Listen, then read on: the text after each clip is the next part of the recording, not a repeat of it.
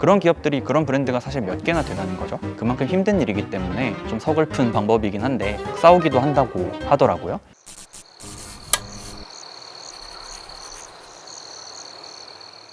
네, 안녕하세요. 공간 디자이너 홍정훈입니다. 우리가 스타벅스 하면 대부분 비슷한 내용들을 떠올리실 거고, 애플 하면 되게 비슷한 기업 이미지들을 떠올리시겠지만, 그런 기업들이 그런 브랜드가 사실 몇 개나 되는 거죠. 그런 어떤 합의되어 있는 사회적인 이미지들을 전달을 할 수가 있다면 지역이 가지고 있는 이미지와 아주 간단한 표현만으로도 전달을 할 수 있는 거잖아요. 로컬 공간이 살아남는 전략에 대해서 한번 이야기를 해볼까 하는데요.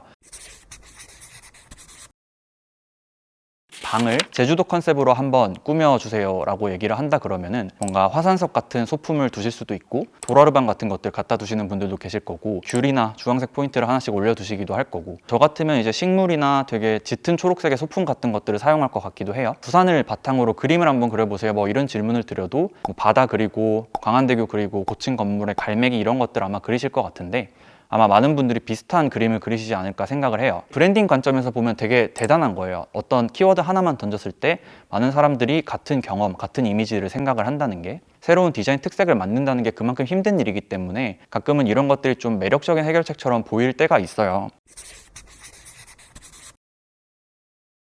지역 이미지라는 것, 지방이나 로컬, 물리적인 지역에 대해서 우리가 가지고 있는 이미지들인 거죠. 직설적으로 나쁘게 얘기하면 편견이나 환상이나 이런 얘기로도 할 수 있을 것 같은데, 에밀리 인 파리스라는 넷플릭스 드라마가 지금 전 세계에서 엄청 인기를 끌고 있다고 하는데, 정작 파리에 사는 사람들은 그 드라마를 엄청 싫어한다고 얘기를 하더라고요. 그 드라마를 보면 이제 명품 로고가 박혀있는 베스파 스쿠터 같은 것들을 타고 돌아다니는데, 실제로 파리에 사는 사람들은 이렇게 냄새나는 지하철 타고 우린 사는데 저런 이미지만 소비를 하냐, 또 반대로는 파리는 원래 그런 이미지 가지고 먹고 사는 도시 아니야? 라고 싸우기도 한다고 하더라고요. 지역성이라는 것이 진정으로 무엇을 의미하는지 현명하게 이용을 한다면 조금 더 효과적인 표현이 가능하지 않을까라고 생각을 하는 거거든요. 서울에서 친구가 놀러 오는 상황을 한번 생각을 해보세요. 야, 부산 왔으니까 회 한번 먹으러 가자 이렇게 얘기를 했을 때, 하나는 이제 되게 깔끔한 우리가 흔히 볼 수 있는 그런 횟집들이 있고, 다른 하나는 이제 바다 앞에 있는 포장마차에서 이모님이 성게 멍게 썰어주는 그런 곳이 있다고 생각을 해보시면 대부분 후자를 고르시거든요. 근데 이런 것들이 당연히 공간적으로 보면은 어떤 지역이 가지고 있는 이미지, 그리고 또 우리가 일상생활에서 좀 느껴보지 못하는 비일상성, 경험 이런 것들을 우리가 소비하고 싶은 마음이 있기 때문에 그런 것들이잖아요. 이미지들을 무기로 쥐고 로컬 공간들을 조금 더 효과적으로 표현을 하려면 이 무기들을 어떻게 잘 휘두를 수 있을지 여러 가지 전략들을 생각해 볼 수 있을 것 같습니다. 그 전략들 중에 첫 번째는 당연히 전공법이겠죠. 그래, 네가 가지고 있는 판타지를 한번 내가 제대로 만족시켜 줄게. 대신에 보이는 것들뿐만 아니라 이렇게 깊이 있는 것들을 가지고 있는 걸 한번 봐 라는 방식일 것 같은데, 스타벅스 스토어가 되게 대표적인 사례라고 볼 수 있을 것 같은데, 일본에서는 리저널 랜드마크 스토어라는 모델을 운영을 하거든요. 요거는 이제 2005년에 가마쿠라 매장을 처음 시작했다고 하는데, 후쿠짱이라는 만화로 유명한 요코야마 루이치라는 유명 만화가의 집을 개조한 공간이에요. 이게 철저하게 그 지역의 토지나 건축적인 상황에 맞춰서 제작이 되면서 장식적인 요소도 그런 걸로 풀어나간다는 점이 좀 재밌는데, 아리타 지역에 있는 츠타야 서점이 있고 그 안에 또 스타벅스가 입점을 해 있는데, 아리타 지역이 이제 도자기로 되게 유명한 지역이라고 해서 그 안에 공간들은 다 도자기 갤러리처럼 전시가 되어서 꾸며져 있고요. 또 교토에 있는 스타벅스 같은 경우는 당연하게도 이제 일본의 전통 가옥 같은 것들을 조금 활용을 해서 만들어져 있고, 우리나라에서 좀 유명한 것 중에서는 후쿠오카에 있는 다자이유 지점을 가보시면 이렇게 나무가 공중에 떠 있는 것 같은 파사드로 되어 있는 스타벅스 아마 한 번쯤 사진 보셨을 것 같은데, 쿠마 겐고라는 일본의 유명 건축가가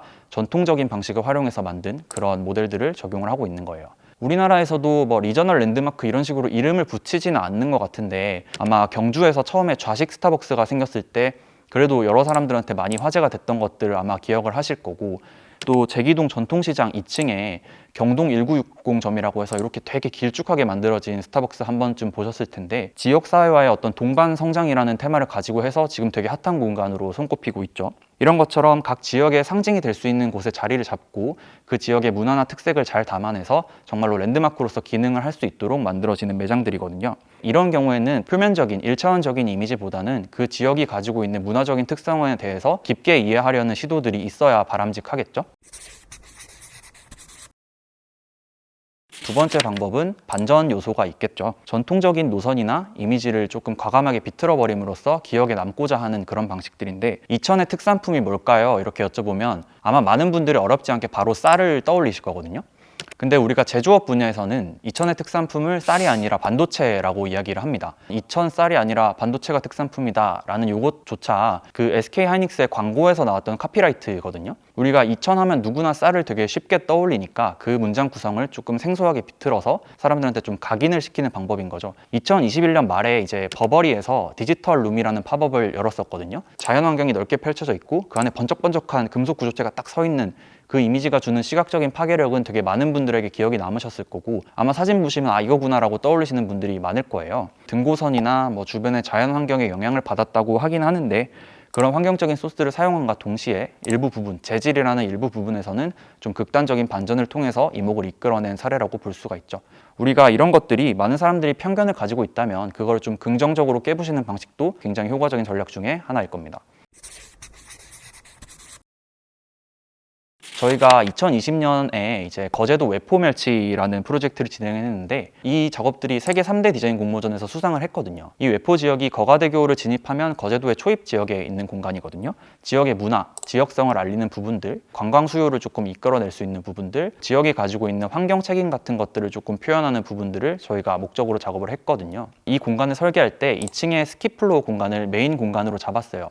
그러니까 제품의 산지, 바다도 한눈에 볼 수 있고 제품을 생산하는 공장 같은 것들도 한눈에 볼 수 있는 되게 열린 형태의 공간이었거든요. 그래서 저희가 이 공간을 메인으로 해서 나머지 층들의 이제 층고를 굉장히 많이 뒤틀었어요. 근데 이게 일반적인 설계 방식으로 보면 비용도 그만큼 증가할 것이고 동선도 굉장히 길어지고 굉장히 비효율적인 일이거든요. 저희는 이 동선을 일부러 길게 만들고 싶었어요. 잠깐 그냥 커피만 사고 스쳐 지나가는 게 아니라 이 공간에 조금 더 오래 머물면서 기업이 가지고 있는 문화 같은 것들을 조금 더 읽어볼 수 있었으면 좋겠다라는 생각을 했거든요.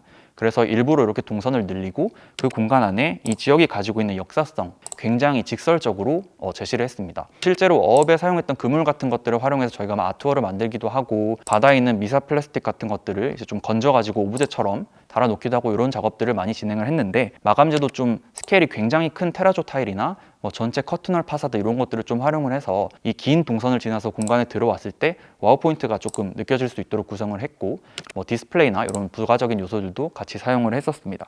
수산물을 판매하는 이제 공장이다 보니까 어쨌든 위생적인 이미지라거나 이런 것들을 표현하기 위해서, 그리고 또 그때 당시까지만 하더라도 거제 지역에서는 이렇게 극단적으로 이지적인 소재들을 사용하는 공간들이 많이 없었거든요. 지역 관광 이슈를 조금 선도해 나가고자 하는 그런 요소들도 있었던 것 같습니다. 이 프로젝트 외에도 저희가 로컬 디자인 작업을 진행을 하게 되면 되게 생각지도 못한 이슈들에 부딪히는 경우가 많거든요. 부산 지하철역 안에 그 지방에서만 볼 수 있는 특색이나 이런 것들이 조금 재조명됐으면 좋겠다라는 마음도 로컬 디자이너로서 당연히 가지고 있는 거고요.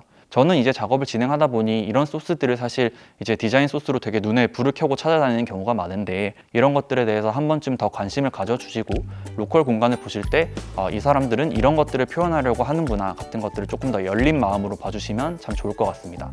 네, 제가 준비한 이야기는 여기까지고, 더 궁금하신 점들이 있다면 댓글로 남겨주시면 최대한 답변 드릴 수 있도록 하겠습니다.